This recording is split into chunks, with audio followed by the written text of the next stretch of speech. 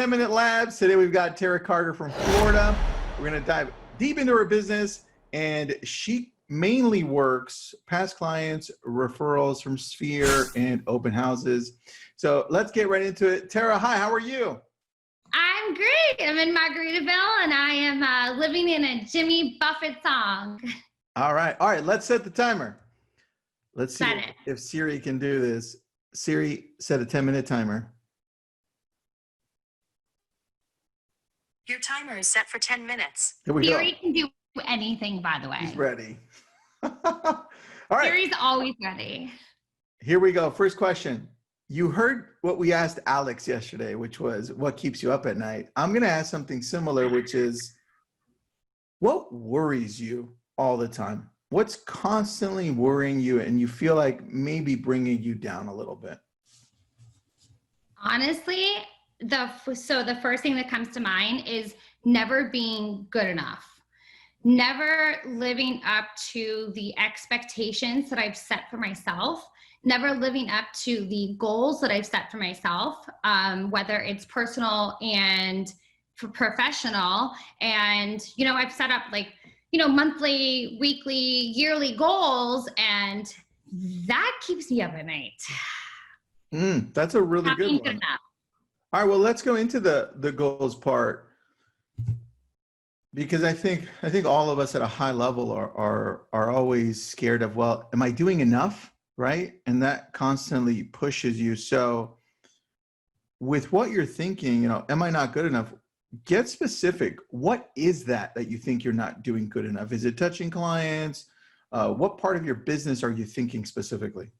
So that's a great question. And I do feel like, when I noticed that you guys asked that question to Alex, I was like, I want to be raw and real. Like, to be honest, yeah, I think that we have this expectation that we set for ourselves. We set our goals the year before, right? It should be in November, in fourth quarter. We set our goals for the year before. And I just feel like right now, what's really keeping me up at night is, for example, I didn't cap in the time frame that I wanted to cap. However, the craziest part is I still hit #1 working from my dining room for 3 months, and I didn't even leave the house, and I sold 15 homes, and I never even left my dining room. However, it wasn't good enough for me because I set expectations on myself, right? And then sometimes I feel that there's a lot of agents that always want to share, just sold, just listed, hey, I'm working these new buyers. However, I don't really share all that. So it actually looks like I don't do a lot of business as much that all these realtors do. But I look at it like, another family helped. And sometimes I just worry that maybe I'm not sharing enough. Maybe I'm not putting this image out that is showing that I'm doing a great job and I'm out selling real estate, even though I'm living my life. All right. So let's go deeper into that. Sure. How do you prevent that from getting toxic to you? Because I see a lot of agents, they're like, why not me? It's like, what are they doing differently? And then all of a sudden it spirals into this whole world of negativity. Some people even get anxiety and get depressed. What keeps you from doing that? Well, let's state the fact that I've had that anxiety and I've been depressed over that for sure. I mean, I'm human. I'm human just like anybody else is. I have to say that it's going to come back to digging down deep to your circle and going down and digging deep to your mentors and reaching out and telling people, like, I'm feeling this way and I'm not okay. And sometimes it's okay to not be okay. And the biggest thing that's helped me throughout that, whenever I feel that way, is definitely the mindset for the journaling, waking up in the morning, writing down what I'm grateful for. And then also writing down, I made a list, it sounds super corny, but I made a list of everything that makes me happy. And so far I'm up to 54 things. So the goal is to check off as many things as possible from that list. Because how many times do you actually, and not what makes other people happy, because I'm so big about pouring into other people, what makes me happy? So like, what makes Tara happy? What makes me shine? What makes me feel good? And then slowly checking off those boxes. All right. So I love that list. Is that part of your daily task list? Like you have a checklist, like, yeah, add something else that makes me happy or go through it. Tell me, how does that work? So how that works is, so I just made a checklist in my book. However, I have this journal, which is the High Performance Strategic Journal. And I love because in the morning, it's the AM gratitude list of the top 3 things that you're grateful for. And then there's the PM gratitude list of the top 3 things that you're grateful for. And then today's top 3 targets. I think we get so caught up in like, what can we do today? And there's like this endless, you know the ETP rule, going from entrepreneurial to purposeful, and there's like 1,000,010 things that you can do. But what can I take off the shelf today? Take off, put that's on the shelf, take it off, and then focus on it for the next 30 days. And I think that it's just getting more purposeful. All right. Now let's go into the purpose part of this. We know everyone always talks about morning routine and all this great stuff, and you're great at it from what I've heard. Part of it, in and out, okay, in and out. What about the evening routine? How important is that so that you have a better day in the next day? Because I also heard you talking about that, and I wanted to ask.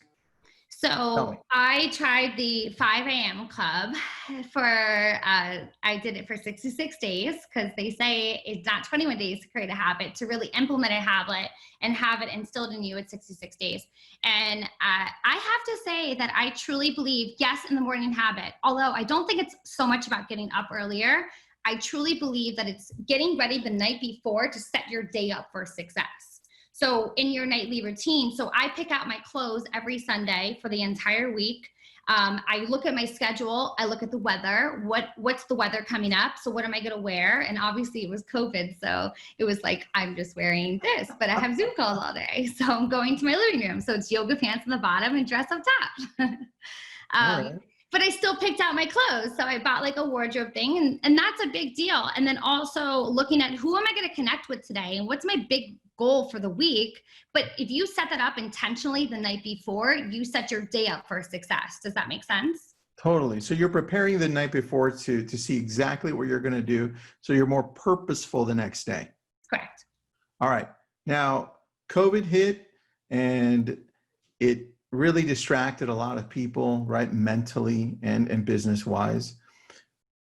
Then all of a sudden, it got busy again for most real estate agents, right?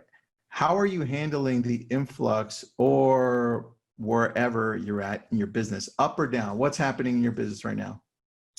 So it's been up.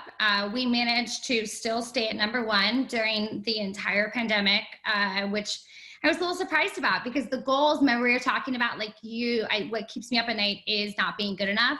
So I was worried that I wasn't doing enough. And then the numbers came out and they're like, you're #1 for the whole pandemic and #1 for the whole year. And I was like, wow. Oh, like I didn't feel like I was doing enough. And I have to say, I felt like I was waiting for a shift and an opportunity. I just didn't want people to get sick and dying over it. However, I wanted to capitalize on the opportunity that was in front of us, to be honest, and capitalized it and ran, and you run so hard and you forget to take care of yourself, truly. All right. Talk about taking care of yourself. What are you doing to take care of yourself right now, mentally and physically? Well, guess where I am?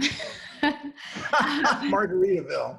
So I decided to, you know what, for the first time in my life and in my career, I don't feel guilty for the fact that I am taking a long extended staycation. And if I can sell the amount of homes and still keep #1 status from my dining room table at home, why can't I do that from anywhere virtually?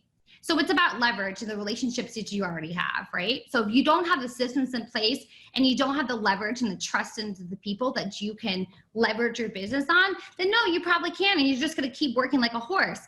I think I'm realizing that I'm overworking like a horse, and I want to take the reins by the horns even more than I did before. Is that part of your 2021 plan, kind of to take care more of yourself? What does that look like?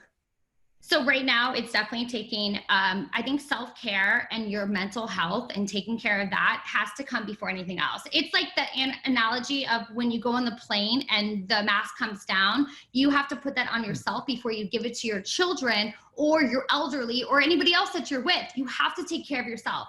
I cannot serve anybody if I am not mentally in a good space. I cannot give anybody my energy if I don't feel good. because that's just draining. Like I just not getting the real truth of me, you know? So I think that the answer to your question for 2021, I don't know. My broom is in the shop and my crystal ball is broken. All right. So at least we know what you're working on right now. Then last question, I think here, tell me, what have you learned about yourself over the last few months? Anything that stands out that you say, wow, that's different. And I'm glad I'm doing this. Reading. And I know you can appreciate that. I had a goal to read 24 books this year. I picked them all out. I used your method for the topic stacks. Ooh, I like that. Go into that quickly and then we're done. Shoot. So I was at 24 for the topic stacks. I had everything planned out for the year and I am already over 24 and we're only in what month? August? August. And so I'm going to hit 50. All right. What's your favorite book so far this year? The 4 Agreements. Ooh, Or okay. Untethered Soul. Oh, I heard that one was good. Oh, I like that. All right. Good. I'll send it to you. Tara, thank you. If anybody wants to send you referrals, what area are you from? Fort Lauderdale. What does that include for those people that don't know Florida? So for Fort Lauderdale, you have Miami and West Palm, and you have Fort Lauderdale, the yachting capital of the world. So Flamingo on over. I'd love to do business with you. I love it. Well, thank you so much for your time. Thanks for doing the 10-minute labs, and thanks for being an amazing admin and moderator for Lab Code Agents. Thanks for having me. Bye.